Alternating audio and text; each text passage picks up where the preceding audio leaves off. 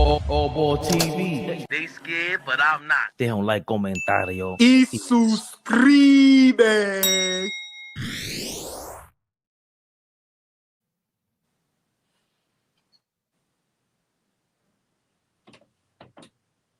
Yeah. Yes, sir. Come on now. I guess they don't like the title. Knicks defending Thibs. Who's defending Thibs? Josh Hart. Oh. Play better, nigga. Oh, we'll get into that in a second. Everyone that's in here, hit the like button, man. Hit the like button. Apparently, that's what pumps up the videos. It gets that going. You hit that like button, sir. It sends the video out to more people. It shows the camaraderie. Nostalgic Nick, what up? Just showing you, what up? Just showing YouTube that, you know, we're on and popping. Molly Mall, what up? Monkey Wrench, what's good? The people are here. Michael James. That's the family. The names, that's the family. They tap in. They rep. And then our guy. Turbo. Hit that like Turbo button. Hit that like button. Turbo got a birthday coming up. We gotta celebrate Turbo for real. Turbo got a birthday coming up. I think it's in a couple days, or it might have been past. I don't know. I know it's this month though. In June? Yeah, he got a birthday. That's my guy. Look at him. He's here. Let me say Rodolfo. Come on, man. The illest. Briefcase up. Sunday, he said. Sunday, there you go. See? You know what it is? Hit that like button. Don't be a bozo. You heard Monkey Wrench. You heard the God. Don't be a bozo, man. Be a all bozo, ball man. Suckers. He said all ball suckers, not don't be a sucker. Nostalgic Nick. That's still an ill name.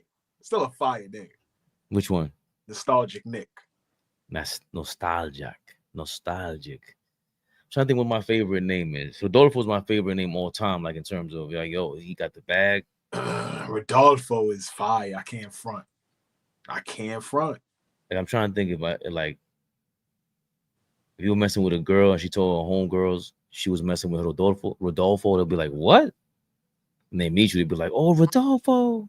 Nah, Rodolfo keep her, man. If you took her from, you gotta keep her now, man. She come over and tell me Rodolfo. Yeah, my girl can't have. Yeah, my girl can't have Rodolfo on the phone. Nah, not just my coworker. Nah, not anymore. Oh shit, I saw that too. Big shout out to Turbo. 20 years at the depot. Come on, man. Stop playing. Anybody make 20 years of the job, man. That's 2 decades. It's a different level. About to head out on the show Fabian Fleet and AllBall Love. I'll be watching the playback. Come on, man. Oh yeah, thanks for reminding me. Shout out to the playback gang. JR. You guys really support that. Really gets this thing going and pushing. Our lives are popping, are pumping. Hit that like button. That's what gets us pumping as well. You see the pinned comment in the chat. Shameless plug.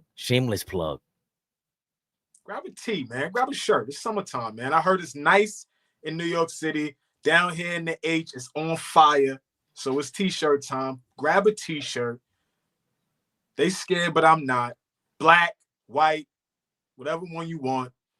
Get to it. I know you got a couple dollars in your pocket. It's the 15th of the month. It's coming around the corner. Everybody getting paid. Stop fronting. You heard the man. Sean Wilson, what's going on? Sean Wilson, man. Why you blame me? Boy? He said that he blamed me for having a short. Like that was crazy. Is that Sean Taylor in your avatar? It's crazy. Sean Taylor. If it is, a beast. Yeah, that was he went to the U, right? Yeah, God bless his dad. He was crazy. Yeah, rest in peace, Sean Taylor. Oh, we were just talking about football. I'll be flaming these dudes with the Marino thing, man. Crazy. There you go. They don't like that's when we start breaking it down. Somebody tried to tell me, oh, we were going back and forth. I forgot his name. But he's been going back and forth for days now about like the difference between winners and, you know, the ring culture thing. And I said, yo, the ring culture thing started with Jordan, and y'all don't want to admit it because all we ever heard was 6-0 this, 6-0 that. And I've heard it. And I remember in the 90s, all Bob and all these D Riders, Michael. Yo, Flea, if you met me in 97, 90, 98, 90, you were like, hey, how you hate Michael Jordan? Like, I only liked them. I had to root for him because Karl Malone was in the final. Like, damn, Karl can't win. But the way they spoke about him was like, there will never be anybody better than them. Like, so far, maybe they're right. But 8 years later, it was like, you telling me he can't be better? It's like he looks like an android out of nowhere. So, you know, the ring culture thing started with that, and they kept moving the goalposts, and it just got to a point on Twitter where it's just like they keep saying this thing with ring culture. And shout out to Dom, he was going back and forth with KD, with Kevin Durant. I looked at that. I looked at that exchange. He said, "Yo, you a ring culture guy, aren't you?" And Dom was like, "I admittedly am." I'm like, Dom was flat out straight up. He said he was. I put Dom on the ropes one time with that ring culture. I said, "Yo," he kept talking about the ring culture thing. He said, well, you act like it's not a thing or whatever, like stats, like people use stats too, something to that effect." And I said, well, that's the problem. Y'all turn rings into stats. You turn rings into a stat. You started counting rings, right? Okay. Now what? Like, and we know analytics, we ain't all for that. So where does this thing go? And that's when they got to somebody comments and reply about that. And I said, yo, so you think the Buffalo Bills get a participation trophy when they went to 4 championships in a row? And I'm like, you think Troy Aikman is better than Jim Kelly? That's objective. Hold on. It's not even close. Jim Kelly's way better than Troy Aikman. That depends on who you ask, for real. There ain't nobody. Whoever. And Troy had an amazing offensive line, so that you know that amps things. Obviously, Emmett is there, but yeah, Jim Kelly had to show out for sure. He had to show out. He won 3 rings, and nobody talks about him in top 20 quarterbacks ever. You think Jim Kelly's on the top 20 quarterback? Top 20? He's in there in the conversation somewhere. Yeah. So I get it. It's a punchline, but this is what I'm saying. Like when the ring thing and it became a thing, and I don't know. You can't call that Sean Wilson. Jim was hell. That no huddle was hell. Oh, thank you for reminding me that they did kind of like a run and shoot offense. I forgot about that. Yeah. Like Warren Moon after. Nah, because I think the weapons that he had at his disposal too is wildly underrated. Like Andre Reed, a hell of a receiver. Like he probably don't get talked about enough. At the receiver. You know what I'm saying? Like Thurman Thomas don't get talked about enough as one of them. You know what I'm saying? One of them running backs that's like that. Them niggas was like that. Them niggas was great. Like, you know what I'm saying? But they don't get talked about enough. I gotta think about that. Jim Kelly. Where would I have him on all-time quarterback list? He's just like, and don't get me wrong, Troy had swag to him. That's the thing, that Troy Aikman had swag to him. He did. I can't front on Troy Aikman with that. But Jim Kelly was hard-nosed. Yo, that quarterback, that might be the best quarterback draft class ever. Marino, Kelly, and Elway. And they thought of Elway as a loser. They were saying Elway was a loser. They wrote him off and all that also because he won the rings. Nah, man, John Elway was ill. He would destroy John Elway out of all of them. Elway probably better out of all. If we talking about just them 3 right there, probably the best out of all 3. He's more talented. I just think he was a better quarterback, all-around quarterback than Kelly and Aikman. He's all around more talented. It's like with Patrick Mahomes. Like he's more talented than Tom Brady. But I don't know if he's better. You could take Mahomes, but dog, it's Brady. It's Marino. Like I don't see how. Like to me, Peyton Manning is not on their level, and people will be like, "What?" Yeah, you drunk. Peyton Manning would fly. His whole style was based on artificial turf, speed receivers, and once they do the bump and run coverage, you were done. You were cooked. He was cooked. All anticipation throws. Peyton's arm was different. And a lot of niggas. In terms of what? His arm strength? Are you kidding me? It was good. It was good. It was really good. But like, Like Warren Moon level? No. We're That's not. what I'm saying. There's levels to that. But no, Peyton Manning, it was a powerful quarterback. No, and nah. Like I don't think Peyton Manning is on Marino's level. All that overthinking and 3,000 audibles. That's nice. Marino said, "Yo, give me the ball. Give me the ball. Oh, what's what? Give me the ball. Ha, ha, ha." Straight smoke. Darlene B. Brett can't. Yeah, Brett. See, but again, Brett Favre. I mean, that's you said Warren Moon. We talking about arm power. Like, nah, Brett up there. Up there. For sure. But he was a nutcase. Cannon. Like, nutcase. Just fling that shit. Anywhere. Yeah. I mean, anywhere. To the other team, a lot of times. The gunslinger. Did you hold on? Did you see his documentary? The most recent one? Yes. On Netflix? Yes. Yes. Bananas. Insane. Yo, a Brett, nutcase for sure. Nah, Brett, yo. This is what I'm saying about fandom. This is why everybody, the whole Jay-Z thing. Listen, Jay-Z super nice, bro. He's one of the best ever. Just wanted to mention Hope. Go ahead and make your analogy. When was the last time I mentioned Jay? I mention Jay-Z all the time, actually. It's bars and everything. With props. But when he's foul, I'm like, yo, he's foul. Brett Favre. You know what? It's yeah.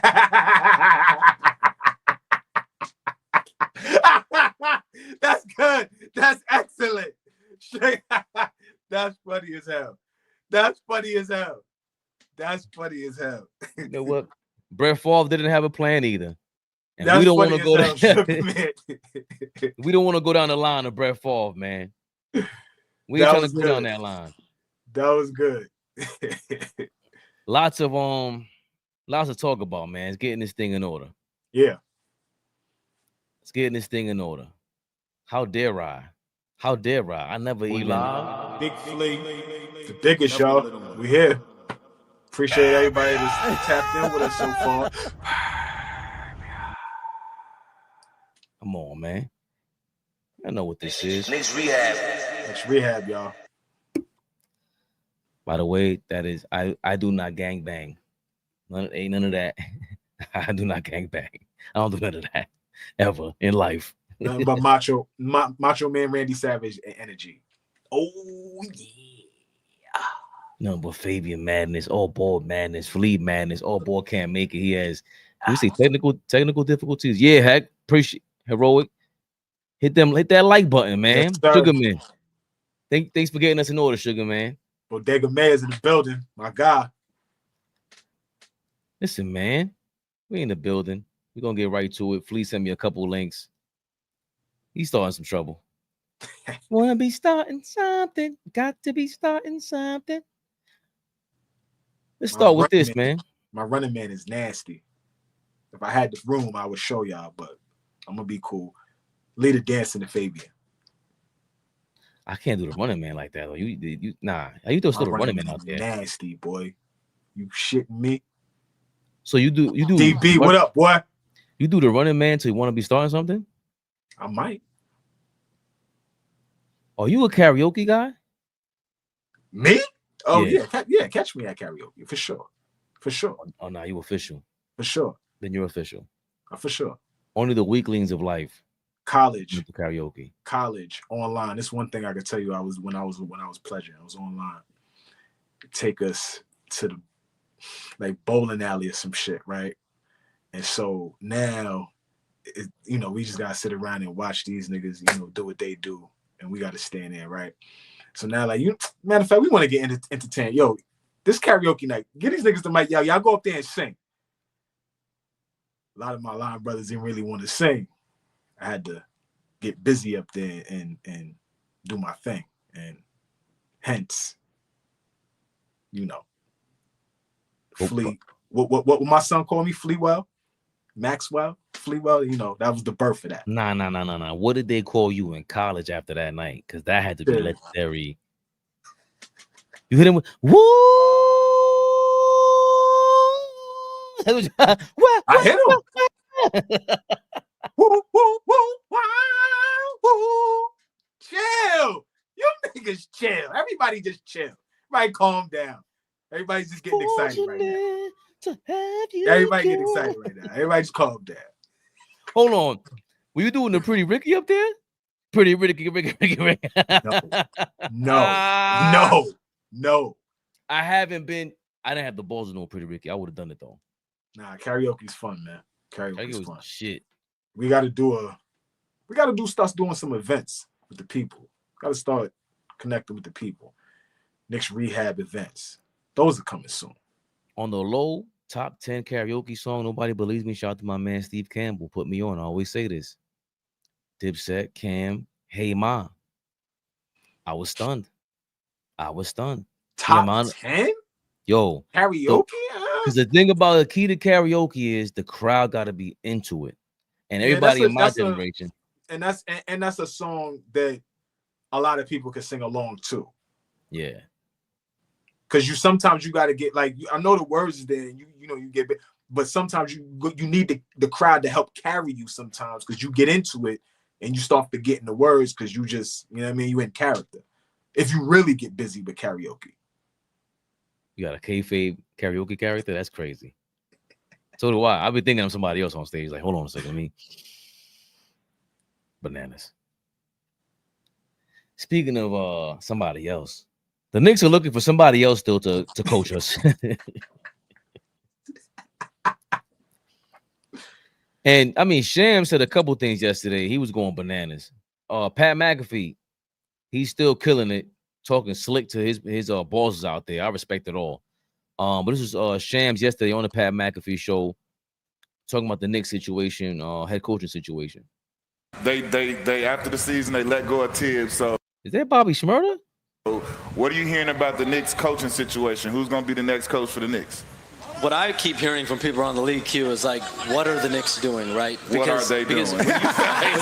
When you fire a coach who made it to the Eastern Conference Finals for the first time in 25 years, and you don't really, it doesn't seem like they had a direct path to a coach, whether it's someone that's available like a Taylor Jenkins, a Michael Malone, a Mike Brown, whether it's a coach from another team. Like, this is not the first time a coach from another team might move. But as I reported last night this morning, the Knicks made permission requests over the last 24, 48 hours on Chris Finch of the Minnesota Timberwolves, Ime Udoka of the Houston Rockets, and this morning, Jason Kidd of the Dallas Mavericks. All three were given swift denials. I'm told. I'm told. Like these were the reactions. Teams are saying no, hanging up. Teams are saying F no. Teams are saying, like, having the owner call and say, "What is like? We're not doing this." And so I think like those were the reactions that I heard from those three denials. And so now the Knicks, where they're going to go from here, I think one thing, they're going to keep an open mind on all these candidates. I do give them credit for trying to see what could be out there with some of these available coaches. But again, this is a very unorthodox process by the Knicks in their front office and James Dolan, that ownership group. But if they end up with a coach that they wanted, you know, from the beginning, maybe it's someone we know.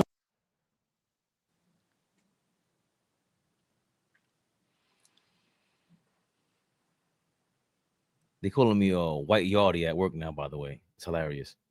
White Yardie. Hilarious. White Yardie. I don't know if that's a slight. I don't know what the fuck they thinking. I said that's not bad. My man said I look like what's the quarterback for Tampa Bay? They got drafted by the Browns. Oh, Baker Mayfield? Yeah.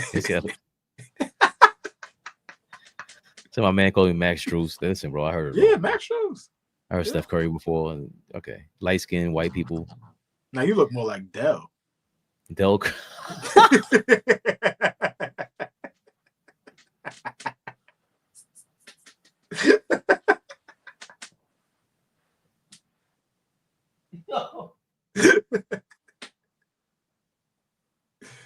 At least you ain't say Steph, man.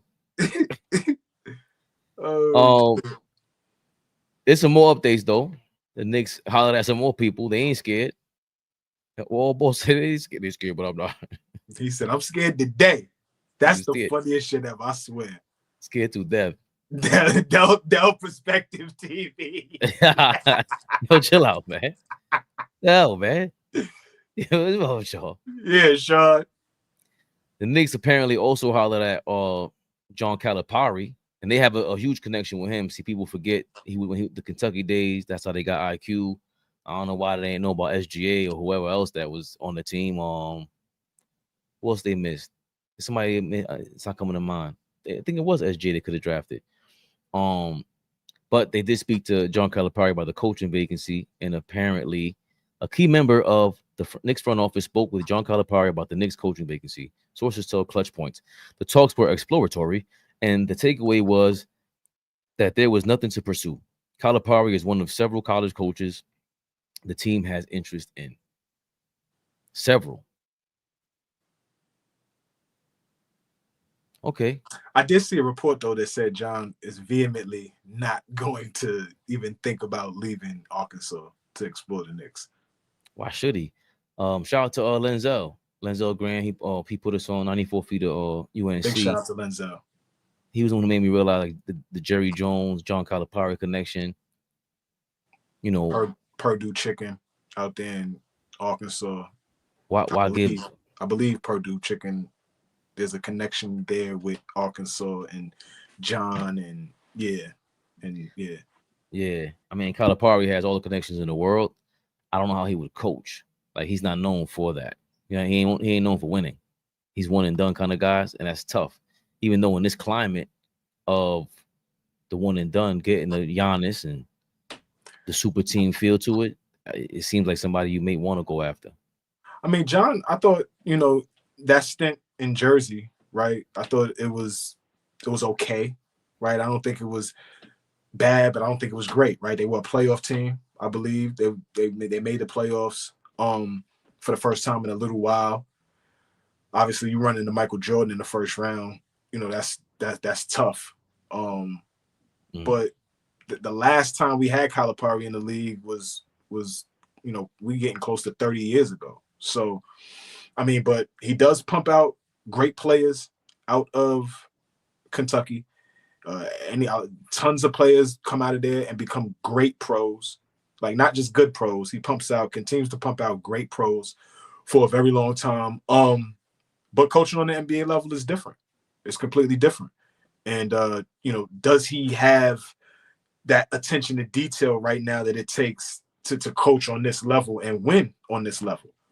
Right? Like, he is a guy that's only won one national championship, obviously been to a handful of Final Fours, but I just can't see him leaving Arkansas and coming to New York City. You know, again, this next hire, y'all, and I'm starting to sound like a broken record, but until yo, Fish is crazy. He was pumping him out, Fish. He was. You know, this next hire is crazy, Fabian. It's crazy, bro. It's crazy. Like, we gotta nail this shit, man. We smoked this pick. I mean, we smoked this whole coaching hire. And that ain't scared talk. That's real talk. Like, it could get ugly after. So I don't think John Calipari ain't the guy. Yeah, and I think it's good that they're asking everybody and seeing, you know, obviously there wasn't a plan, but maybe there was. And I think at this point, you're just throwing in the media, you're just everything against the wall. Yeah, say we supposed to them and say we supposed to them too. Because now there's no idea. And I think that's better than having an idea, because Jason Kidd was supposed to be this target, supposed to be mutual interest. Like, no matter what anyone says, I'm still stand by the fact that y'all just denying the Knicks a chance to, you know, access to your coach because you want a tampering charge and get a draft and compensated. And I didn't put the short out yet, but you know, I'm of the there's a report or something on Reddit where they're saying Chicago has a secret deal in place with Billy Donovan.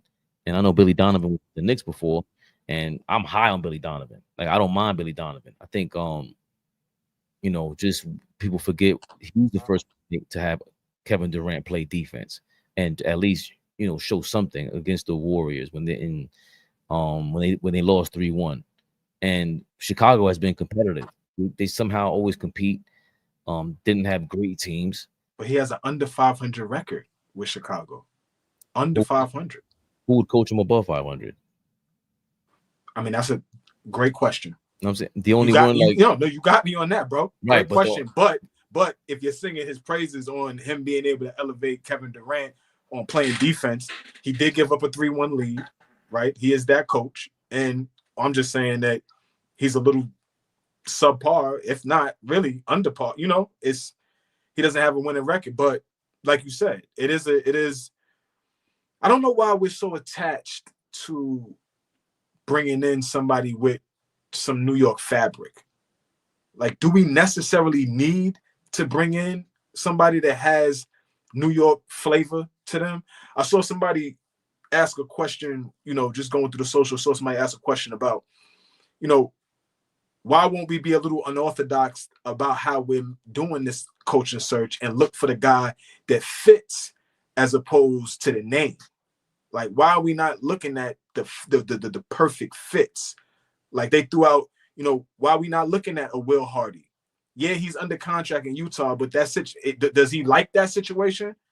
Like, why are we not looking at situations that coaches may be, you know, the team might not be good? We was trying to poach coaches away from teams that are good. You know, we looking at a Jason Kidd. He's getting the first pick of the draft. You know, guys get healthy, that Dallas team can compete. You know, we looking at a Udoka who just came out of a 7-game series and, you know, a second seed with that team. You know, we looking at coaches that, you know, Ty Lube's name. All these coaches, we looking at teams that are solid teams right now. Their foundation is solid. They're winning basketball games. They're making the playoffs, things like that. You know, maybe it's an unorthodox look. And I thought that was very interesting. I wanted to see what you thought about that. Maybe looking a different way as opposed to, you know, what Dolan is known for doing, which is going and getting that name, that fly name. I don't think we are. That's what I'm saying. I don't know. I don't think the Knicks having a New York preference. From what I'm seeing, based on the reports, we can't say that. If they went going after Udoka, you're going after Quinn in Atlanta. They were rejected by Atlanta, right? Those are not New York connections. And then the funny part is, like, obviously we won't go after Doc Rivers. That would be crazy. And there was Doc Rivers, right? For the total opposite reason why we haven't been linked to Steve Kerr at all whatsoever. That's interesting to me. No way you went after every single good coach. You know, regardless of what we think about Billy Donovan, he's not in the mix. But Udoka, who else? Udoka, Finch, Finch. Like we said, Udoka, Finch, Kidd, Snyder, Billy Donovan. Like, again, you know, we just Spoelstra hasn't been mentioned either. So I think that's, like, the Miami thing is obvious why you wouldn't go even holler at them. But you know, why isn't Steve Kerr in the mix? Like, it's a question mark, and I think they want it to be a question mark. Now that they're at a point where that's how he operates, Leon Rose. He's not talking to the public, and he'd rather you. What's the best thing? Like, Denzel said, like, the most perfect statement of all time of this era, Denzel Washington, when he said, like, you know, this era that we live in is an era of misinformation. There's so much information out there, it will overload you. And it's like, you don't even know whatever you believe in. You could find 1,000 think pieces and evidence to why and you could be dead wrong, but you have all this ammo. So it's the same thing with something like this. You have all the ammunition in the world to think, oh, they have a New York bias, and you could lay that out. And I'm like, well, I could think the complete opposite, because they went after Snyder, apparently. So everyone's someone not having a plan, but that can't be the case either. I think the plan is to really comb through this and see who's interested. Obviously, we know who the perfect fits would be the best coaches. That's number one. They rank the highest. And then you start filtering them out by who's interested, who do we actually have a chance for. And I think the contracts come in place because you have to compensate the teams if they're under contract. And then if they're in college, it'll probably be easier to go after those guys. Taylor Jenkins has been talked about. Who who just got recently fired by Memphis. And the only thing that turns me off about him is just I don't like the way he coached Morant. Like, it always felt like John Morant was on the court, and it felt like two different teams. Because without Morant, it was like, oh, you could really coach this shit. And when Ja's there, it's just like it's hard to convince that guy, one-on-one player, to. And if you couldn't convince him, he's a knucklehead. Brunson is probably more coachable, but I don't like you taking that into this. No, we, like you said, if we're going after the right guy, I don't think he was unfit for the pressure moments. Memphis was the number 2 seed at one point. They did really good, and they weren't expected to. He helped John Morant take that leap, because John Morant did take a leap. So it's a big question mark. And I think before, unless you have a little bit more to add to that. No, I just wanted to say, if we moving on, bro, it's, I'm seeing a lot of people, with the sentiments of we need to calm down. Like I saw Mike Breen talking with Dan Patrick, and Breen was saying that, the Knicks don't need to be in a rush right now to make a hire. That may be very true. But here's the thing. I think if we are all who we say we are as Knicks fans and how we say we love the team, if we've seen what we've seen over the last few years, why would you think we would not be excited or concerned or have some level of fervor on what's going to happen next? Why should we be calm? Like, what if we are the fan base that we say we are, why can't we be concerned? Like, yo, what's going on? What are we doing next? Because it's fired up. The city, we've never seen the city the way it's been in over 2 decades. So this is a different situation. So I think it'd be completely disingenuous to just sit back and be like, all right, we're just going to chill and, whatever happens, happens. Nah. There's excitement in being a fan of this team now. We experienced some winning under a coach. Okay, we decided to fire him, but we want to know what's next. And I think that's real. That's honest. I don't think that nothing about that is fake. Nothing about that is being scared. That's real. That's just flat out real. Yo, what's gonna happen next? Because we've been experiencing some winning. We want to continue that. What we doing? I just think it's totally disingenuous to just sit back and say, I like the term in Leon we trust, in Rose we trust. Cool, that's fine. But we can't sit back and act like we done something. Nah, what's gonna happen next? What we got? I just think it's fair to have that stance.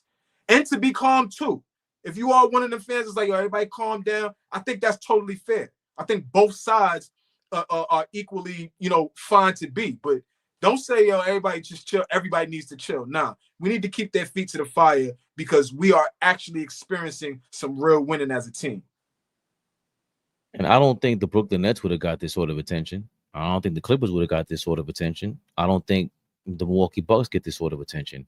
The Lakers, if they were in the finals with LeBron, maybe they would get most of the spotlight on ESPN. That's what the Lakers do with LeBron. But the fact that everybody this is the lead story everywhere. It's always constant news all day long. It proves, it gives more credence to what I was saying yesterday. We're on the precipice of being the most powerful team organization in sports. It ain't just basketball. We're right there. Because the winning thing puts you over the top. And you said we haven't felt like this in over 2 decades. I don't think we've ever felt like this as Knicks fans, where 60, 70, 80-year-old Knicks fans are now lining up with 40-year-old Knicks fans and 20-year-old Knicks fans and 10-year-old Knicks fans. Come on, you're talking now, Fabian. This has never happened. And in the 90s, it may have happened, but it didn't feel like this. There was 7th Avenue was not looking like that in the 90s. The Pacers just put out the street signs like with their team names. Where you get that from? Yeah. Y'all keep taking our style, man. Yeah. We just keep and we don't have the super duper star. We just don't. And Halliburton is in that category where he's like everyone's questioning whether he's a star or not. He's going through his Jalen Brunson thing from a couple years ago. But just Brunson leading the way, and that's an awesome segue to what you just said. Like, having an appreciation for what's going on with the current Knicks, and apparently Josh Hart and Jalen Brunson are back at it. Need to shut that roommate shit down. Yeah, man. I mean, you know, if they got a check for it, I can't be mad at them. But Nah. I'm just talking shit. They want to know. They want to know why Thibs ain't getting his appreciation. All y'all talking trash about Thibs, lame as hell. A different direction was taken, but y'all should be appreciative for what he did for the team and organization. That's Josh Hart on Tom Thibodeau. Ben Stiller agrees completely. Whatever, Ben Stiller. Don't get cursed out, bro. You live in New York. Like, I don't care about none of that shit. But there is some footage on Jalen Brunson and Josh Hart on the roommates talking about this Thibs thing. But yeah, this is my first firing. Yeah, I mean, I've known him my entire life, but I remember like having conversations and moments with him when I was in the 8th grade when we moved to Chicago. And just to see like where we are now, like helping become 2-time All-Star, 2-time All-NBA. The things he's done for me, like obviously individually, I'm so grateful for. Just because like he had that confidence in me that like I knew I had, but like it's great to see someone like push you to be better. Like obviously I have my dad, and he believes in me more than anyone. Him and my mom believe in me more than anyone. But like to have Thibs and to do what he did for my career, like, I'm just so grateful and thankful for. And so yeah, not enough things can be said about what he's meant to myself, my career. Thibs was my 6th coach in 8 years. You know, so it's go. You know, the NBA coaching, you know, profession it's tough, and whenever you guys don't finish kind of how you wanted or expected, like I said, there's always going to be changes.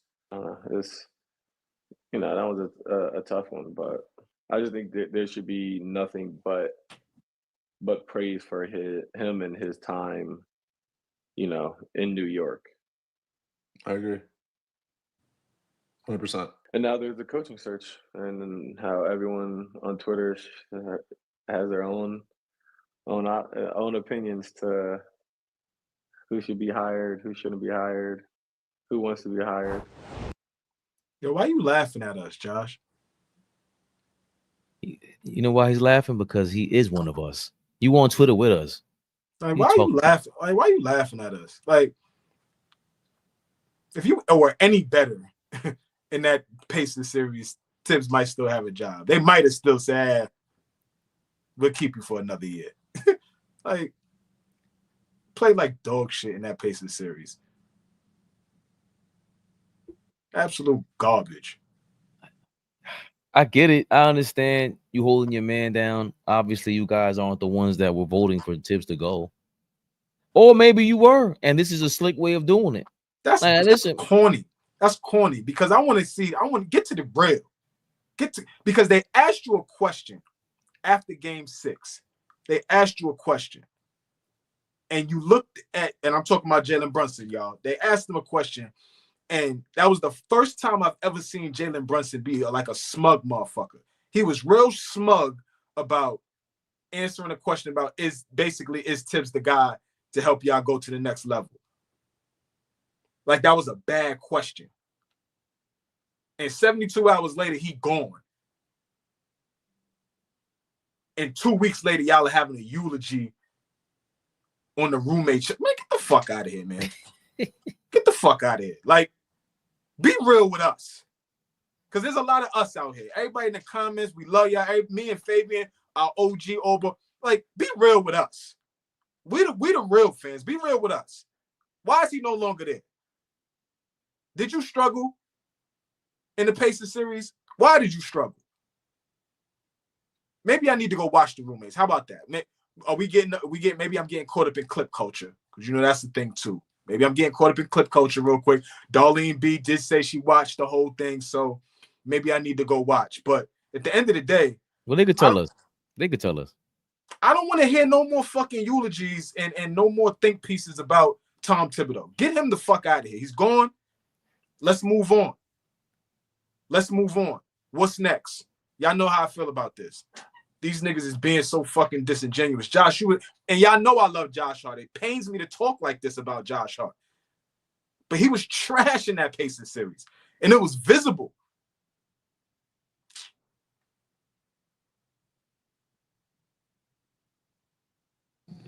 Nobody takes more criticism than Tom. And this team obviously has turned around during his tenure. Do you kind of feel that going forward, he's the same guy to lift you guys the rest of the way, that next level? Is that a real question right now? Yes, motherfucker, it's a real question. You just asked me if I believe that if he's the right guy. Yes. Thanks, guys. Come on. So if he's the right guy, Jalen. You talk about the confidence of If he's the right guy, and we just went over yesterday how your daddy is the strongest and most powerful nigga in the organization outside of James Dolan. If that's your guy, and your daddy runs shit in there, and Leon Rose is Thibs got, like, how does it, what's happening? What are we doing? I'm telling you, we're going to wind up with Rick Brunson as our head coach, man. And we all going to be in here on Knicks Rehab going through it. Going the fuck through it.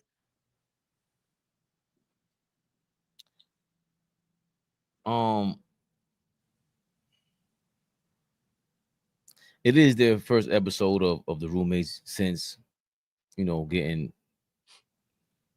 dumped out of the playoffs, and that's a big firing. I don't think there's ever been. I mean, the Pat Riley thing, it wasn't polarizing because he left us, and the way he left us through fax machine, and Jeff Van Gundy was. I forgot how polarizing or how crazy that was. Till you mentioned it, like, are you sure that 10-9 and walked up out of here? Walked out. We didn't even hit 20 games. We was almost at the 20 game, almost at the quarter mark. He said, "I'm out of here, y'all. I had enough of this." Yeah, you said, "I'm good. I'm good." He quit. I quit. Got up out of there. Oh shit! La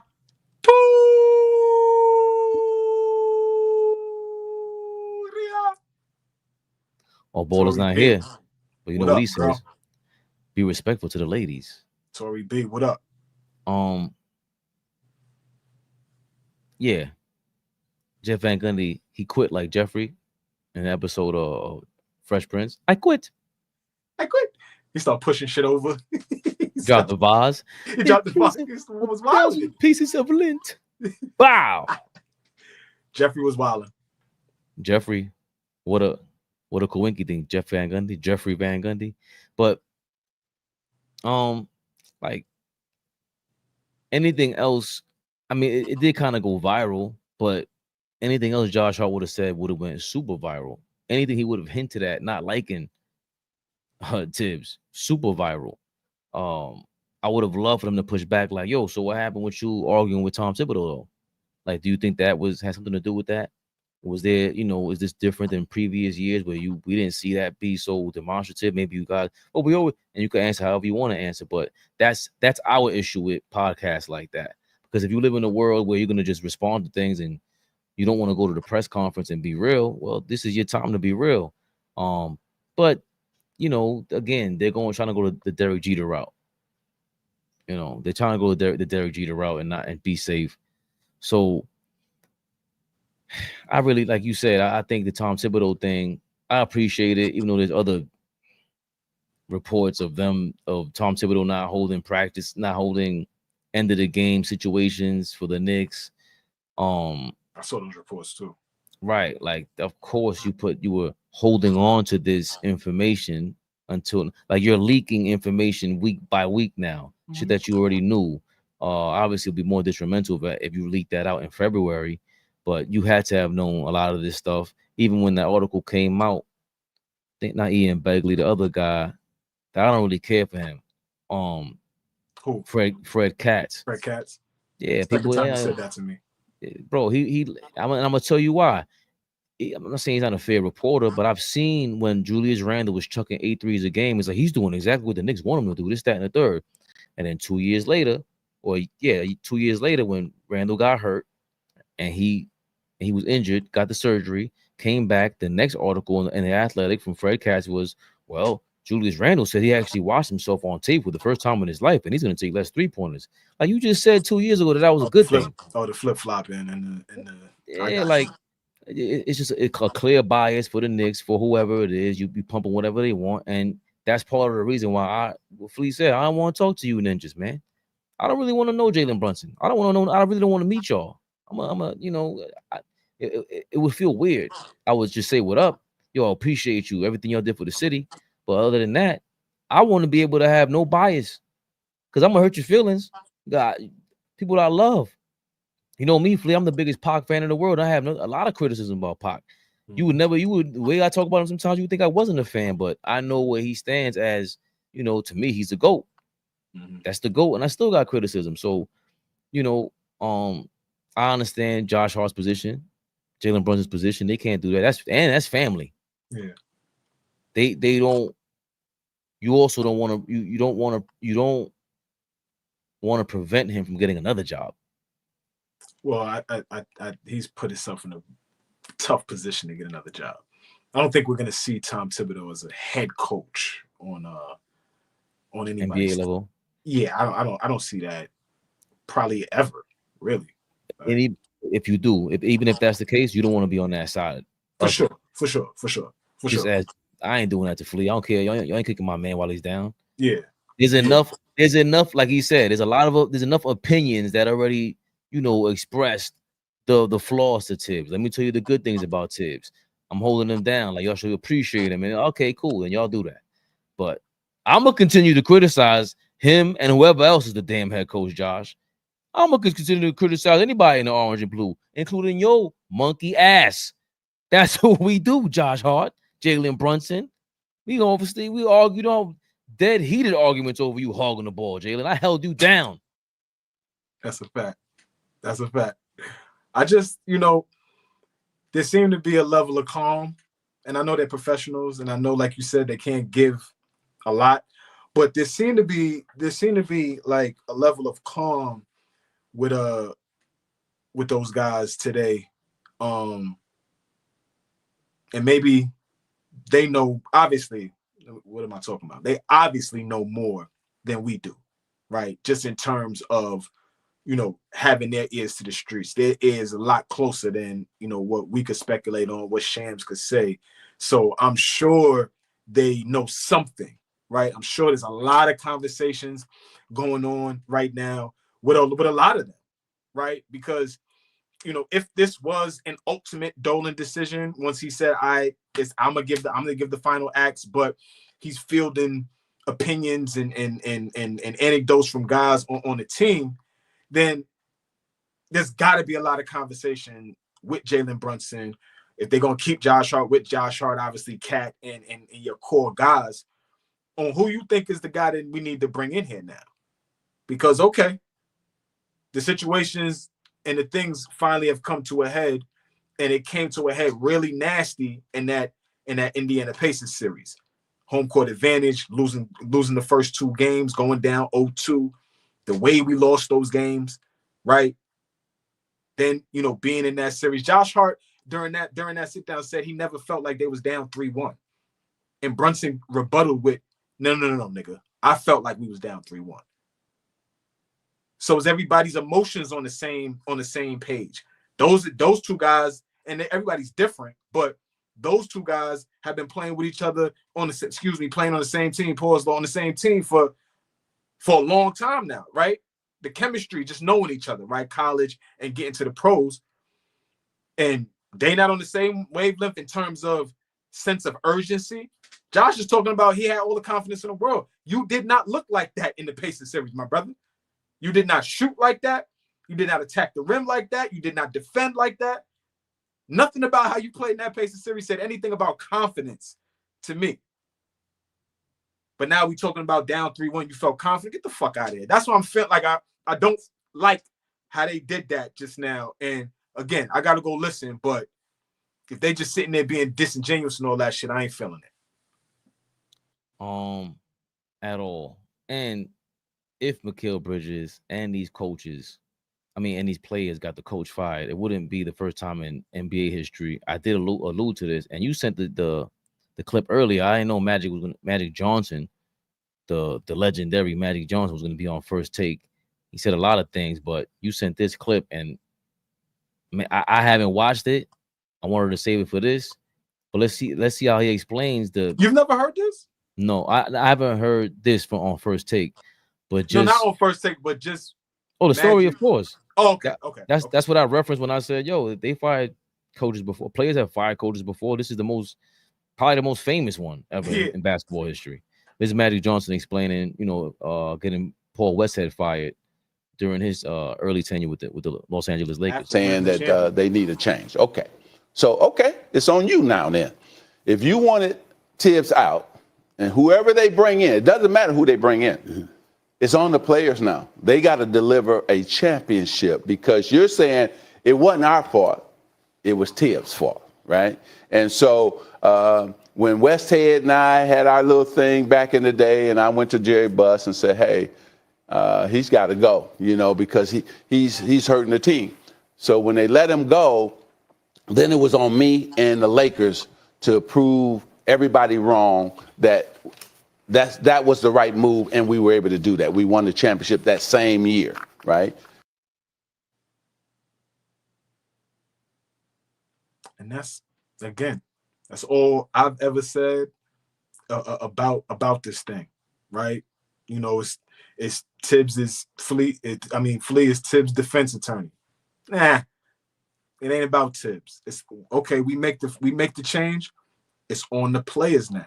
It's on us to deliver now. We're gonna get whatever guy you want in there. Riley was sitting right next to Westhead, so they ain't really have to do too much. He was right there.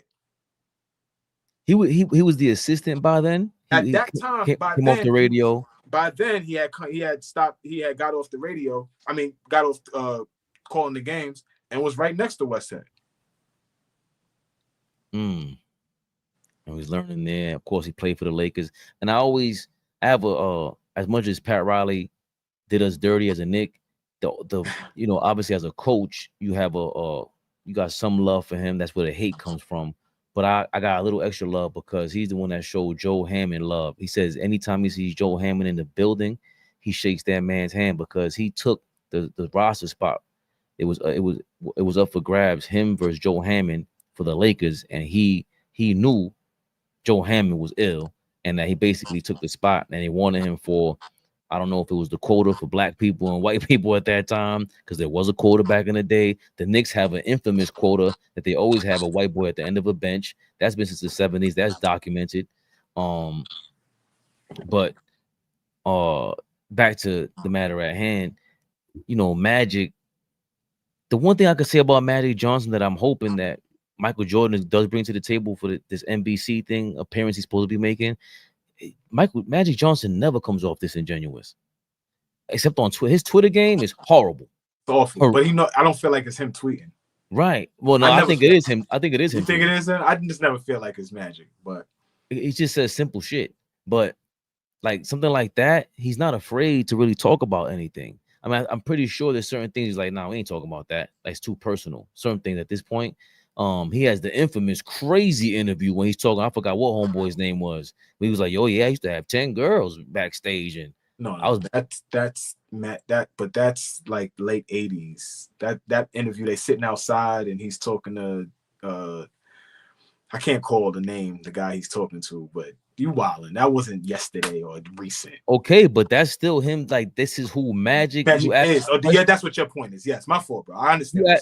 You ask him a question and he's just outright like that, like, damn. Yeah, he's always been like that, though. Right. Yeah. So he doesn't seem fake. He was, I'm not, you gonna be here next year? I'm not gonna be.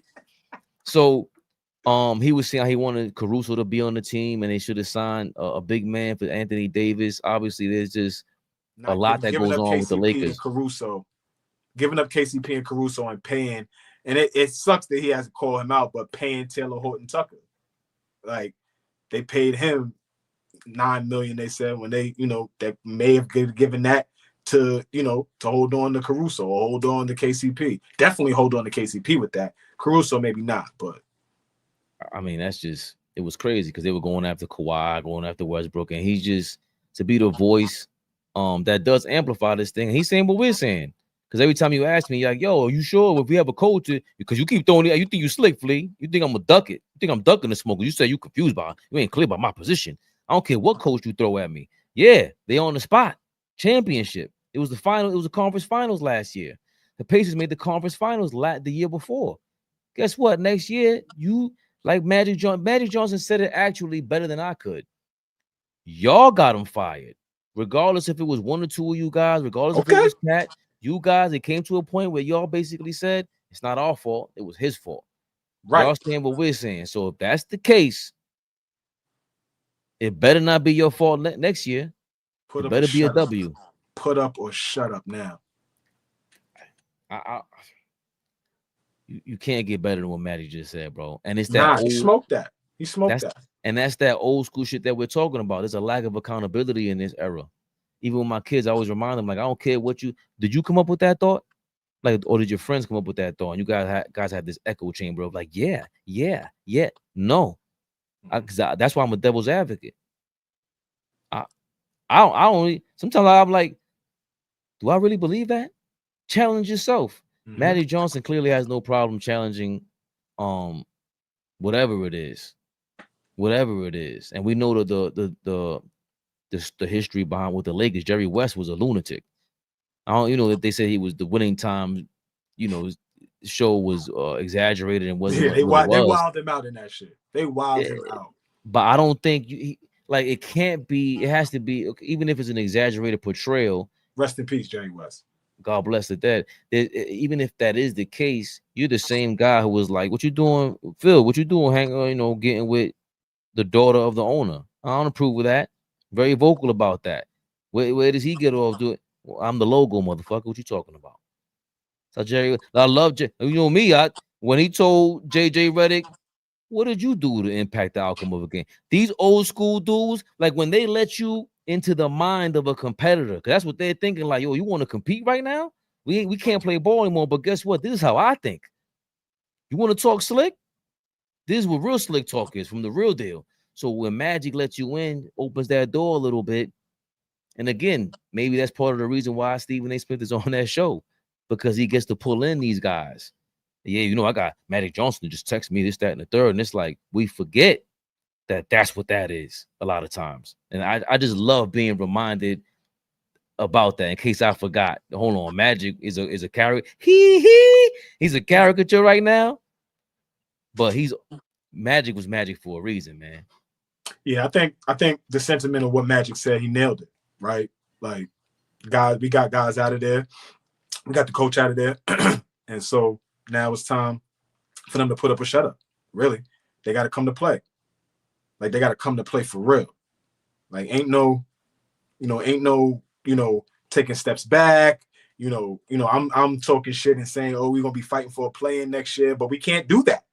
That can't be the case. We got to spin this right back. Right back. We knocking on the door. We got to spin it right back. Because now, God, Pacers win the championship? Let the Pacers win a championship. Let them win the championship, bro. Now that just adds more sauce to it. It's like, oh shit, these niggas won a chip too? Okay. And that's how the players should feel, in my opinion. I just seen this pop up through the wire. And you've asked the question. I already answered, hell no. Shout out to Zip with the drip. He shouted us out, and he suggested, let's get to that. He recently his Twitter went down. He got some beef with Fat Joe. Apparently, got his Twitter his Instagram taken down. He's trying to get back to 70,000 followers over there. Mr. Let's get to that on IG for Zip with the Drip. But he brought this name up a month ago, and he said, "Yo,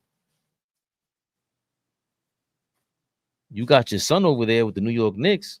Thibs can't get the job done. So why don't you coach him?" And it's funny. It's been little sprinkles about that name, but Gilbert Arenas, our guy, he takes it a step further according with this headline. But I want to hear what he had to say, because I haven't heard this, Flea, and this is my first time hearing this. And let's react together. Doing is You're offering a job to people that already got jobs, knowing what the answer is. So you pretending for the world that you actually looking for a job, and then you're gonna settle with Rick. Oh man, couldn't get nobody. Yeah, we couldn't find nobody. Everybody rejected the job, so we just go ahead and just give it to Rick. Y'all slick. Rick Brunson, Jalen Brunson's father. Just go ahead and give Rick the job, man. I don't think nobody's gonna mind. We had a very extensive coaching search. We had our coach here all along. Because I can tell you that all the free agent coaches, they ain't offering them no jobs. They're only offering people who got jobs. Which is crazy, right? This is crazy. Like Rick. trying to poach dude. So what's the coaches? The Knicker. Who's the coaches they've been asking? I know. So one of the teams that Chris Finch, J. Kidd, Quinn. All right, Brandon Jennings, you always seem lost, bro. Like he was lost against Lou Will today. He accepted a one-on-one challenge. I saw that scroll through my feed. They played a little quick to 3, and Lou Will got his ass out of here real quick. Oh, it happened already? They just had a quick preview, just a little quick. Lou Will said, "I'm gonna leave my white ups on. I'm gonna play my white up sounds for you." Because Brandon Jennings was like, "He got it. I got my sneakers right now." Lou was like, "You know what? I'm gonna sacrifice my white ups. Let's go. We go outside." Yo, real quick with that, right? Because we always talk about, high school superstars and everything. And Brandon Jennings apparently was a big time dude. And Brandon Jennings killed the game. He probably the most impactful piece to changing everything with this NIL thing where he went international. I ain't going to college. I'm gonna go overseas and then he comes back and gets drafted in the NBA. But I don't think Lou Will is up there with these high school superstars. How many times? I think I've told you a story offline several occasions. Lou Will's the same year I am, 2005. Right. Graduating high school. Lou Will, I go to AAU Nationals in Orlando, Florida. We're playing in the AAU Nationals. Lou obviously leads his team all the way to the championship game. And the championship game is on the main court and everybody's watching. And, I could point out all the coaches that was in there, all the big names, the Boeheims, the Coach K's, the Caliparis, the Dave, the Paul Hewitts, just all the different guys at that time. A big college, Bill Self, all of these guys was in the gym. And Lou hung 60 in the AAU Nationals. This is going into his senior year. So he's a junior at this time. I was a junior. I'm going into my senior year of high school. He's doing the same thing. So he's a junior. He goes off for 60, right? But the disparity between him and everybody else, including his team, including the other players, right? The disparity. And this is Division I AAU. So this is the highest of the highest on the AAU level, high school. He was so much better than everybody else, Fabian. And we're like 16, 17 years old at the time. So much. That was like, we all sitting around watching. It's like, no. That nigga's a pro. He's a pro. And at this time, everybody's coming out of high school. At this time, Sebastian had just got drafted, I believe. So the city is still buzzing off of that, right? Dwight Howard just gets drafted #1 coming out of high school. It's that high school. J.R. Smith, that draft, that 04 draft had a bunch of, and so 05 was the last year that high school guys could go. And Lou Will wound up getting drafted. I remember him getting drafted, and I was like, I'm going to follow this dude's career because I remember watching him, in high school. The dude was phenomenal, Fabian, phenomenal. Like, the type of buckets he was getting is everything was so much slower than them. Like, his pace, right? Being able to get to his spots. All that shooting over defenders, real taking my time, head fakes, 1, 2, 3 dribbles. Not too much pounding and all that shit, just getting to it. 60. Efficient, but it was beautiful. Beautiful to watch, for sure. I just like when even though Brandon Jennings is like clearly out of his mind, I think you got to be out of your mind before, before anybody else believes, you have to believe. But I don't think Brandon Jennings was Lou Williams. Like the way he's it was kind of godly the way he was talked about in high school. He's from Georgia, right? Yes. South Gwinnett or Marietta, one of them. Just But he went to South Gwinnett. Bananas.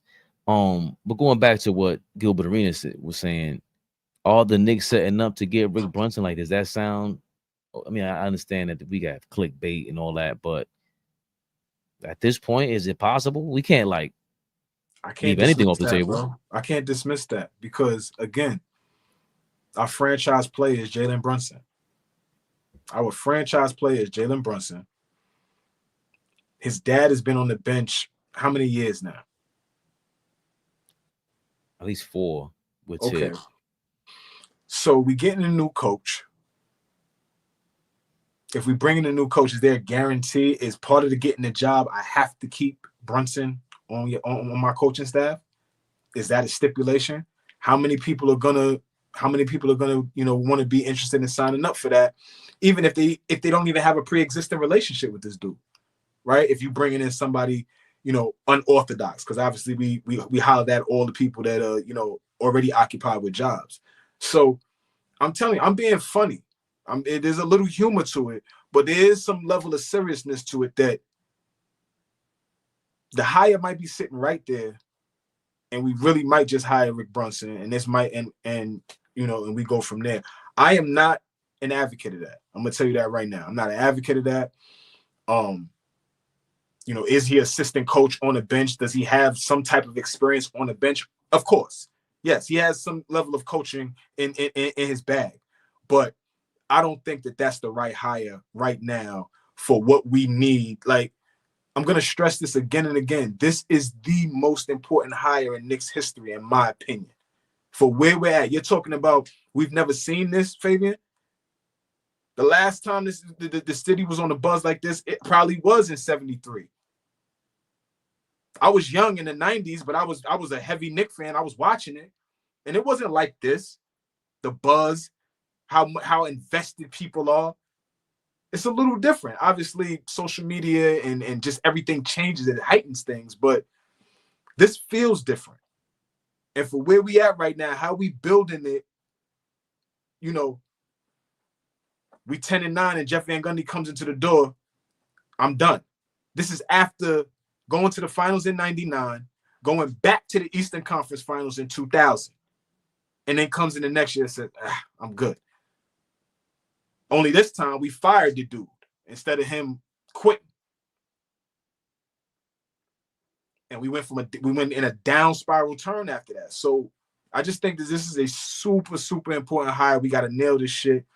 And if it's Rick Brunson, I can't rule him out, but I would be very, very skeptical for sure.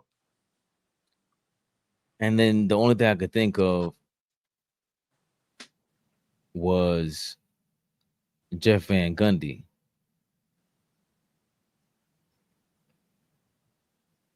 I forgot that he replaced Don Nelson.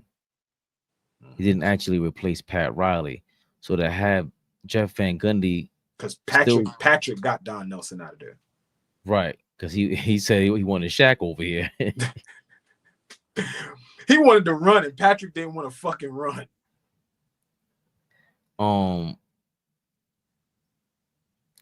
And I guess that felt great though. We had Jeff Van Gundy still on the bench alongside with Don Nelson, who was, Jeff Van Gundy was hired by Pat Riley.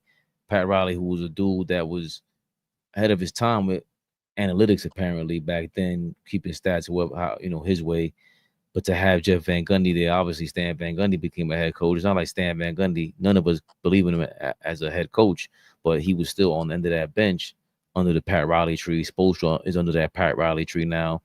Van Gundy coached the Houston Rockets, won 20 games in a row one year.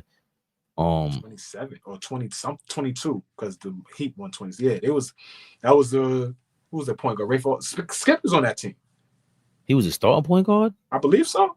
I think Skip was on that team that year. Skip is the starting point guard. Obviously, I think T-Mac is there.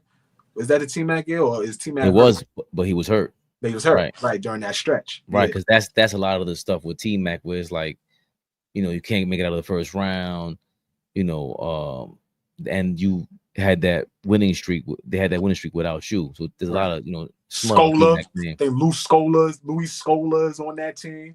We gotta look up that team. Somebody in the comments pull that team up for us. I think that was a good team. I'm thinking of it was a like a light skinned point guard too that they had, not Charlie,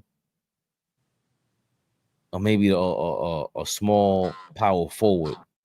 Who? Chuck Hayes. Yes. Ball dude. Yeah. I ran into Chuck Hayes in the mall out here. The Chuck Hayes with the ugly form at the foul line. It's some bullshit here. But they just had all these pieces on that team. But Jeff Van Gundy was a part of just, he knows basketball, and obviously listen to his commentating. Another guy who's not shy about voicing whatever he wants to say. Who was Jeff's assistant a couple of years in Houston? His assistant? Yeah. Who do you have over there with him a couple times? I want to say D'Antoni. Patrick. Just telling you. He had Patrick over. He had Patrick over there with him. So there is a precedent to Rick Brunson being on that bench, regardless of the fact Thibs hiring him. It's an in-house thing. Pat Riley, that was an in-house thing. This is clearly an in-house thing from the top. Pat Riley did not have, was it Checkers back then? Was it Dave Checkers or Grunwald? That was a GM. For Riley, Checkers. Obviously, you didn't have, you did have his blessing to keep Van Gundy there. So there's something to, hey, if they want him there, would this work out? Is it a package deal with him, Jalen Brunson, and his father? Yo, you can't figure this out for your son. Or is it to, one of these college coaches like a Kevin Young from BYU, who just signed an extension at BYU? He's not going. We've seen that go the opposite direction before. He has to stay at BYU because AJ DeBancer just got recruited over there. But plenty of coaching options out there. Especially if there's a lot of if it is Rick Brunson. I would think it's a Herb Williams type of thing. Herb Williams, another guy who was on 30 different head coaching staffs. I would think is Rick Brunson has to stay there and bridge the gap for the next head coach. And also Gilbert Arenas might be hearing some shit. And this is how all these guys in the media, like I said the other day with Stephen A. Smith, people think they're slick and they try to spin it and act like they're giving you, this is a wild thought that I'm going to have right now. And you might have heard something too with the New York Knicks. Might have heard something like, yo, they really want to push him to be the coach for a lot of reasons that we mentioned. Yo, that's your son. Go prove it. Go prove that he is what he is. Might be on a short leash. Do the Knicks want to deal with those optics too, though? Right. Like if that goes bad, if next season we don't win the championship, the optics, it's tough. We, like OG always reminds us, we still New York City. We still the Knicks. People are still paying attention. They still gonna watch. And if you don't think hiring Rick Brunson and going into the season, that's all eyes are not on the New York Knicks next season, you shitting me? Are you crazy? 50 national TV games. Here. Now we get here. Here. The world. Watch them. Here. See what they do. And 50, nobody gets 50 national TV games. Yeah, we're going to get the next 50. Prove it. For real. A lot was made of Jalen Brunson and the foul calls and the officiating during the playoffs. Me personally, I like when they just let them play ball. SGA, I think they let SGA play ball, letting them foul him. Karl Anthony Towns is the biggest, like, what every Knicks fan, if you're watching from a biased Knicks perspective, yo, he keeps getting hacked. Try to zoom out a little bit. This is my perspective. Cat gets away with a lot of dumb shit too. They're calling him for 2 fouls. He might have earned 6 in the first quarter already. This guy's bananas. And I was listening to Bill Simmons thing the other day, and he had Chuck Klosterman on, and Chuck Klosterman is a must listen for me. Anytime he's on there, I listen to it. I read, I think, 2 of his books now. The Black Hat one was amazing about villains and shit like that. Of course, I read it. So, I'm into the villainry and the wrestling shit. But we were talking about like This guy's good. Yeah, they were talking about Alex Caruso and just how they treating him with the fouls in the playoffs right now. Halliburton was just dribbling up the court like on pseudo fast breaks, and people were just shoving him and pushing him, and they just weren't calling it. But they weren't calling it on Brunson either. I'm good with it, Sad. I don't like the special treatment stuff. Yeah, I think these games are more interesting when there's more contact. So contact.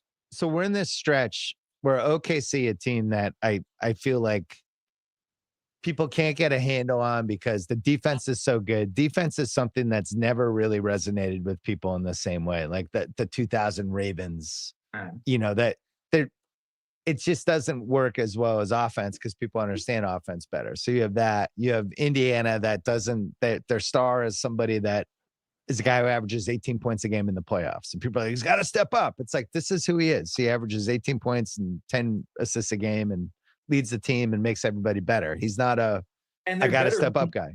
They're better when he's the second or third leading scorer. Yeah. When Siakam is the leading scorer, that's the best. And he, I feel, Yeah, he's a facilitator. He's exactly like what Nash was like 20 years ago. Nash wanted to be at 20 points, 14 assists, and make everybody better, and that's what he did. But people seem to miss that with him. But in general, like I like the styles. I think the games 3 and 4 in Indiana are going to be really good. And yet the series, we're going to come out of it and people are like, that was a failure. The NBA is in trouble. What does OKC? Oh my God, they're going to be better 2 years from now than they are now. This could be like a little mini dynasty that we have. And none of us even know how we really feel about this team.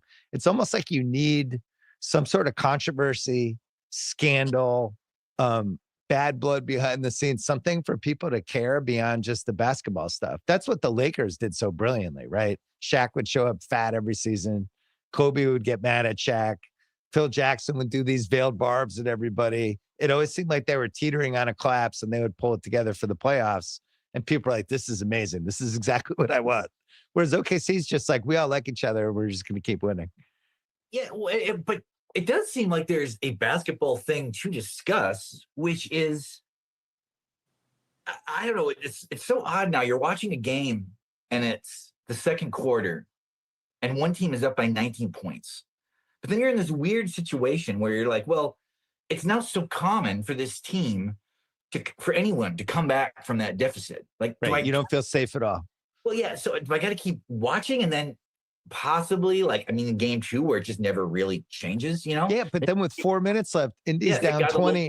Yeah. No, Indy's down 20 with 4 minutes left. And I'm like, they could still do this, which is insane.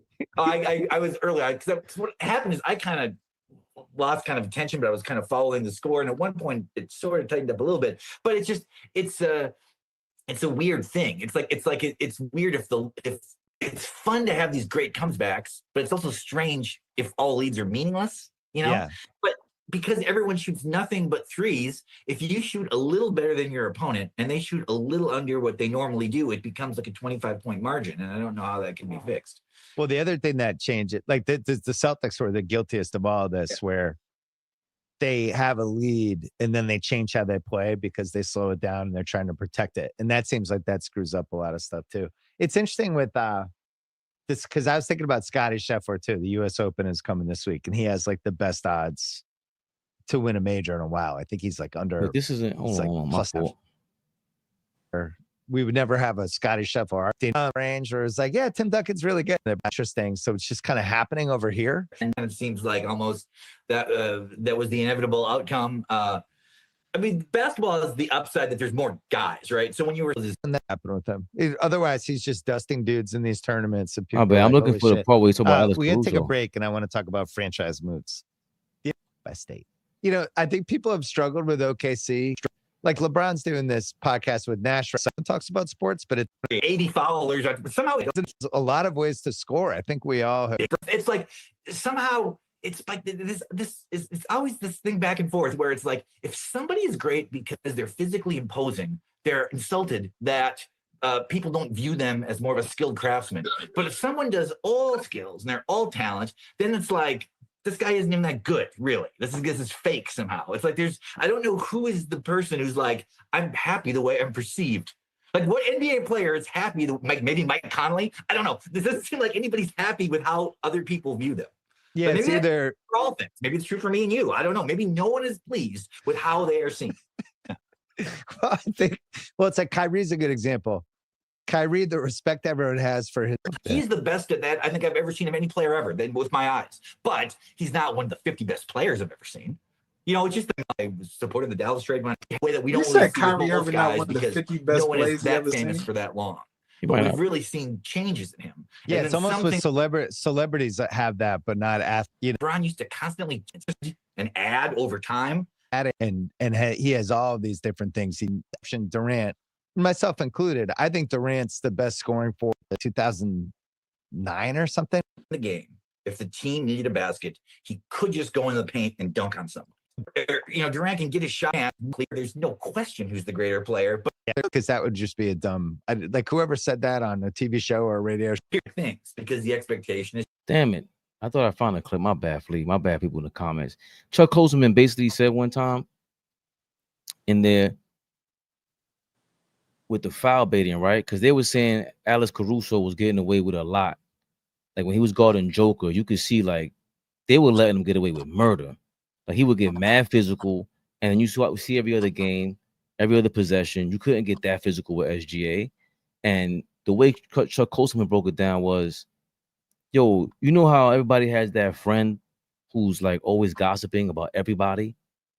He just has everybody's business, and he's calling you, calling me, calls everybody, guys, all the gossip in the world. And nobody really thinks nothing of it. But if you do it, Flea, all of a sudden we're like, yo, why you gossiping for?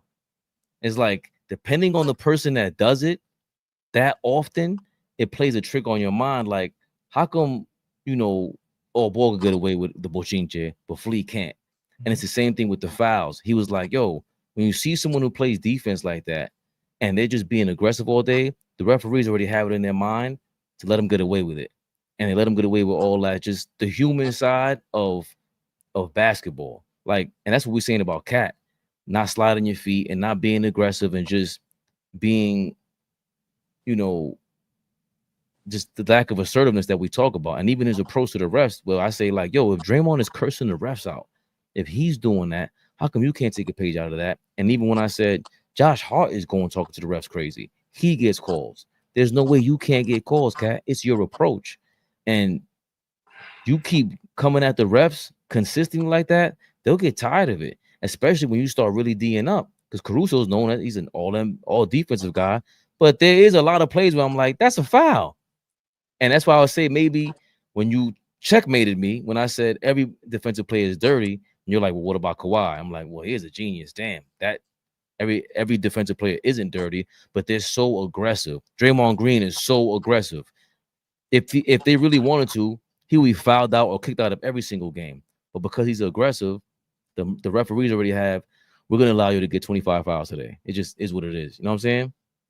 I mean, people got to stop forgetting that the referees are like human beings too. They are like probably fans of the game too. They got an up close personal seat with some of the best athletes, some of the best basketball players in the world. So I say that to say this: when these guys set the tone as great defenders in the league, when they're coming in the league, setting the tone, growing as basketball players, if we're watching them, you don't think the refs are paying attention to other coaches around? Everybody is watching players grow and what's happening in the NBA. This is my job.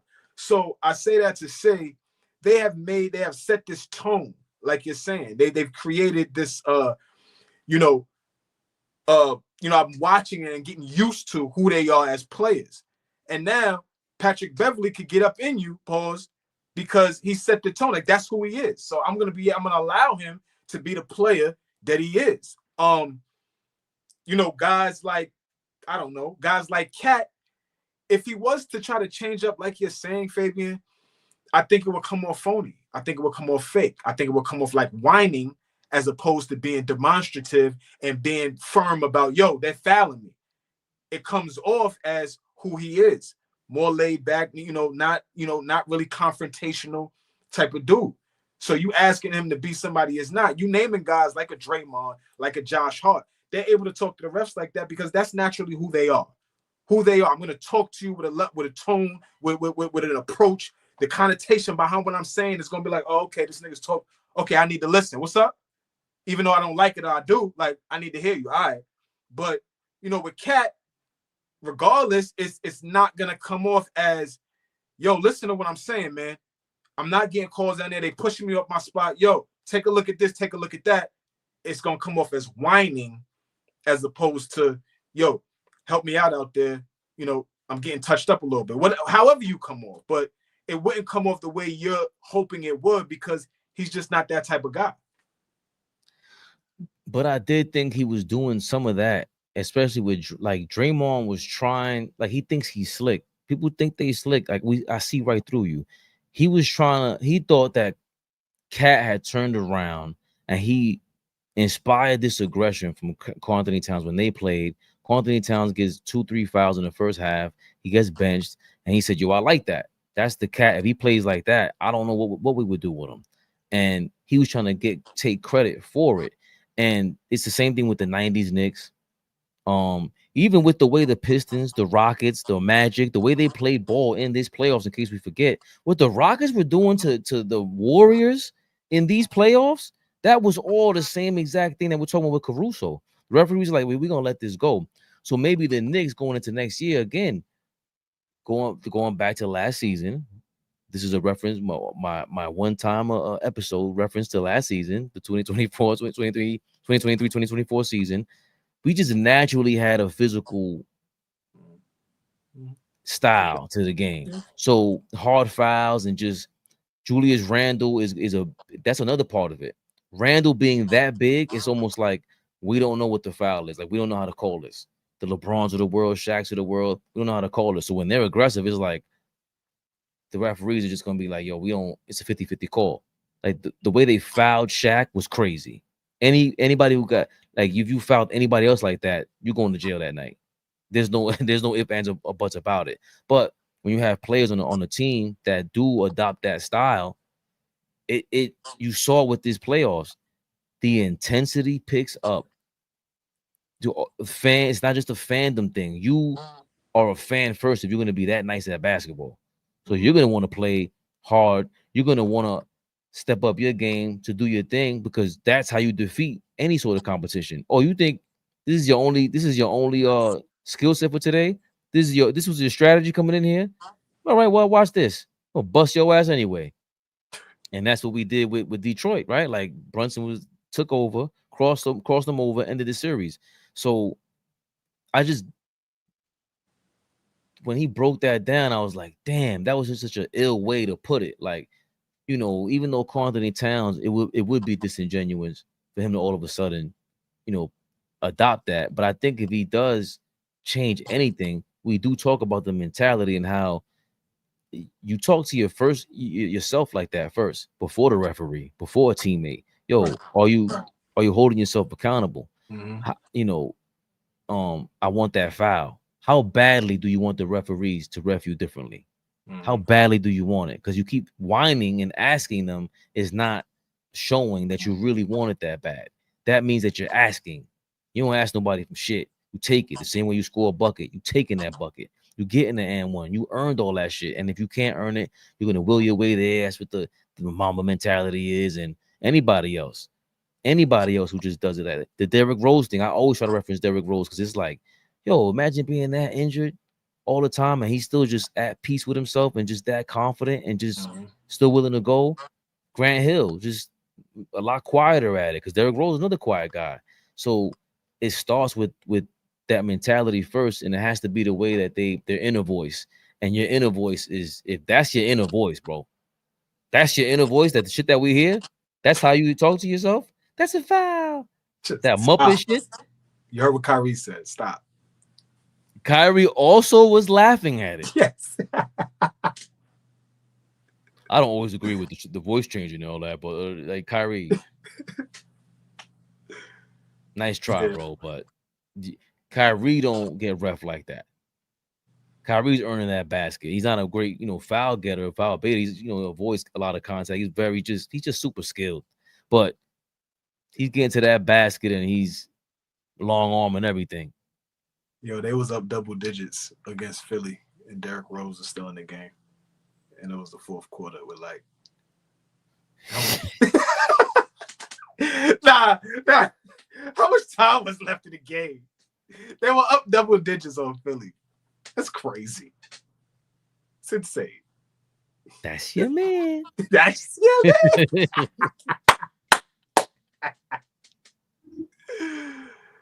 Yo, he's bananas. Yo, they was up double digits. I don't know what made me go look. I was like, let me go look at this shit. Like, oh shit. And in real time, we were all saying it like, yo. Yes.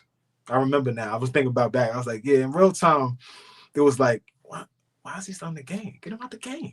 You know he's the MVP, right? Yeah, get out the game. What do we do? You know he's like the cash cow. They was up. That was in the fourth quarter, if I'm not mistaken. Did he get fired that summer? No. No, hell no. So what year was that? That's 12. He didn't get fired that summer?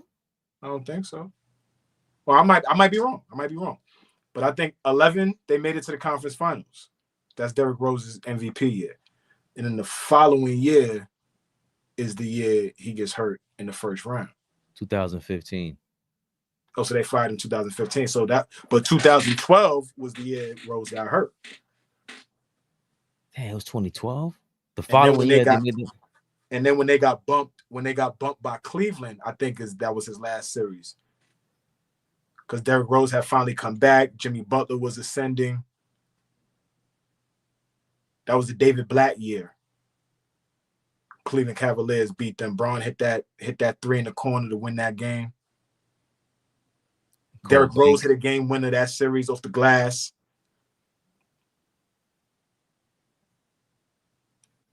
There you go. Thibodeau finished third. He led the Bulls in 2014 NBA Coach of the Year voting. He led the Bulls without Rose for the second straight year to the fourth best record in the Eastern Conference. Tensions grew with the Bulls in front office. Yeah, see, Charles just said that they got bumped by Philly that year. That's the year he got hurt.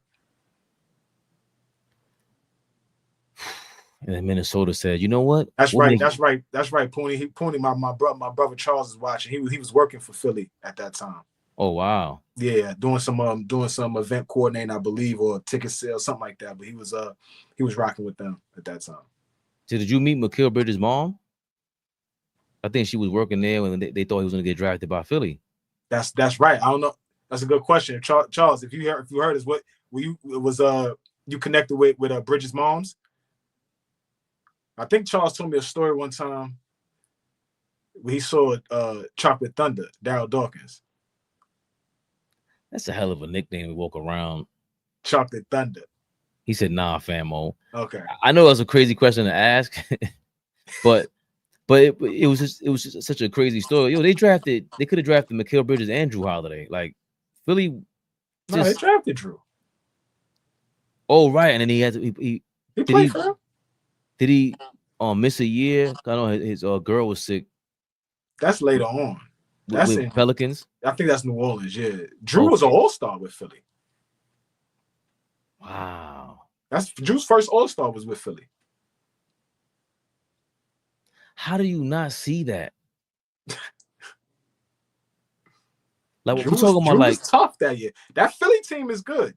They was a playoff thing. I think Doug Collins is the coach of that Philly team. That's him. That's Drew.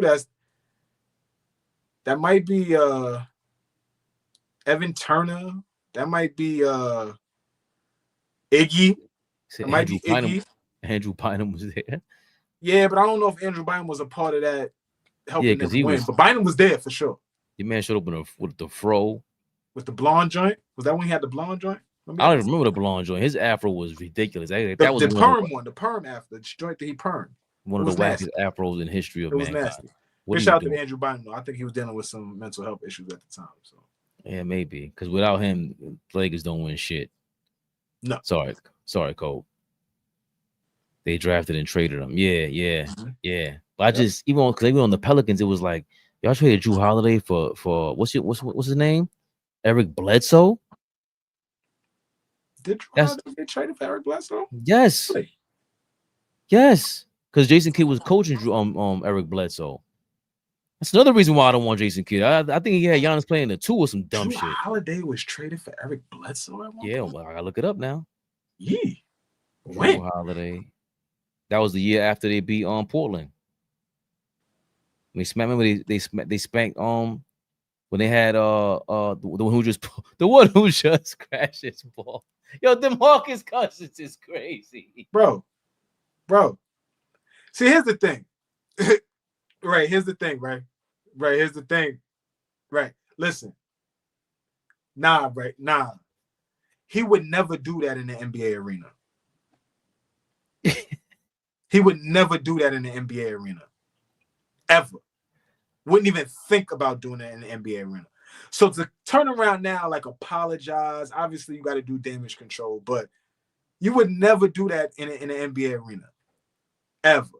Now, NBA fans are probably nowhere near the way them Puerto Ricans give it up. But you would never do that. Well, the NBA arena say wild shit too.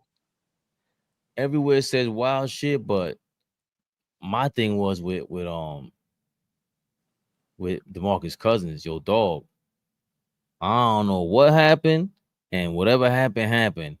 But if you see some Puerto Rican dudes with their eyebrows lined up, like it's kind of effeminate. You see some shit like that outside, you have to wait for all that. Yeah. Play with the Puerto Ricans if you want to. They would have hung your ass. You better chill the fuck out, DeMarcus. Dog grabbed himself and then put it in his son's face. I'm talking about a macho. This is a macho Caribbean territory, bro. They said, hold on, but the report. See, I thought he just grabbed it. They say he's grabbed it and put it, trying to make him smell it. He tried to make him smell it. How do you write that in an article? That was crazy. Then they gave him the NWO treatment and tried to make son smell it. Nah. Drew Holiday was traded for I forgot Steven Adams. So when this trade was a 4-team trade, I thought it was a 2-team trade. OKC traded Steven Adams to the Pelicans. 2 first-round picks, the right to swap. So Steven Adams, Eric Bledsoe came from Milwaukee to the Pelicans, and Drew Holiday went to the Bucks, and Sam Merrill went over there. Sam Merrill, what I call him, the White Ray Allen. That was crazy. White Ray Allen. I wanted to hurt you when you said that. I was just trying to run with some shit. RJ Hampton went to the Nuggets. George Hill, Zylan, Cheatham, Josh Gray, Darius Miller, Kenrich Williams went to the Thunder. So Steven Adams went to the Memphis Grizzlies after that. They traded not Valanciunas, what's his name, for Steven Adams. OKC did. I mean the Grizzlies. They traded the center that's there. Yeah, Valanciunas, the one that went to the Wizards. Mm-hmm. And I thought at the time, that was a bad trade for Memphis. Dead wrong. No, it worked out for them. It worked out well for them. Worked out for the Rockets as well. Great show. We live. Big Flea. Biggest show. You know that.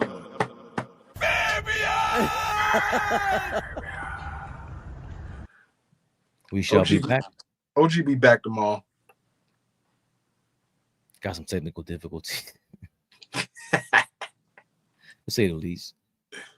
Part of the show, y'all know what it was. Knicks Rehab. Knicks Rehab, y'all. Drew Holiday to the Bucks and a bunch of the Steven Adams. You know what? The Steven Adams thing made it a fairer deal. I don't think Steven Adams as impactful as Drew Holiday. Both of them healthy? No. Drew Holiday is, I'm bugging. Yeah, level. Not even a question. Another level. I don't know what this guy's talking about. And we all aiming for 7 p.m. I think it depends on my schedule. I'm not gonna lie to y'all. It's on me, y'all. It is on me. I'll be around, man. I'm cut like a Band-Aid. Don't do it. Don't do it. Don't do it. I like that. Oh, slick. Appreciate y'all in the comments. Click the pinned comment in the chat, by the way. Shop, support, or share the AllBall.com website. Go get a shirt, man. Get a shirt, man. They scared, but I'm not. Suckers. AllBall TV. They scared, but I'm not. They don't like comentario. Y suscribe.